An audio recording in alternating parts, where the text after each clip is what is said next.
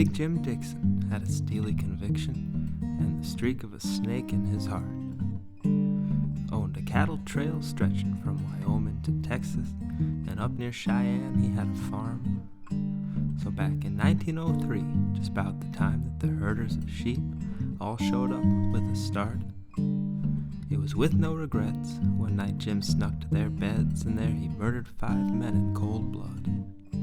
But though he's sentenced to hang, today he's playing a game of baseball and signing kids' autographs. And if the score turns out right, next week he'll be back playing for time. Now young Willard Riley had a crooked-toothed smile. He had a woman and a child soon to come. And he had work at the freight yard, just loading up freight cars from morning till the last train was done. But one spring evening, walking home, he saw his sweetheart walking, holding hands with some other bum. So split quick as lightning, Willard reached with his right hand and shot that man with his .41. But though he's sentenced to hang, today he's playing a game of baseball and signing kids' autographs. And if the score turns out right, next week he'll be back playing for time.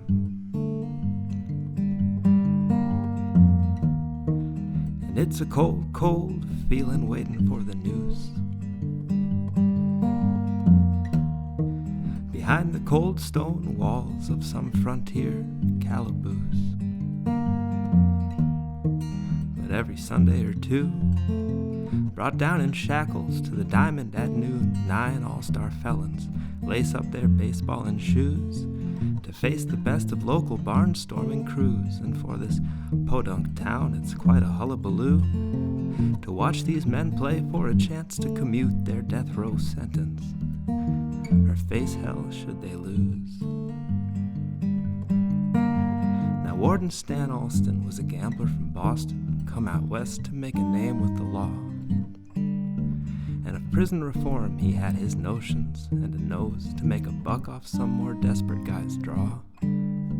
So taking the reins out at the Wyoming State Prison, Stanley's big eyes sure lit up when he saw the athletic prowess of his gallows-bound convicts and the windfall they might bring playing ball.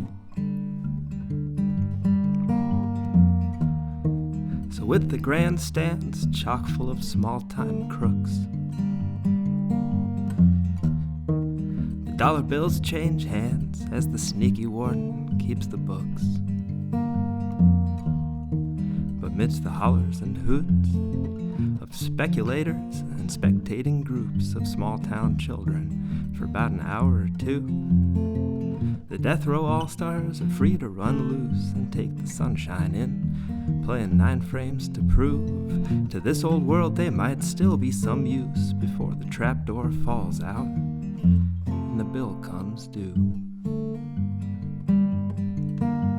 Now last but not least, we got sleepy Tad Keats, a strung-out scrounger on the 9th of his lives.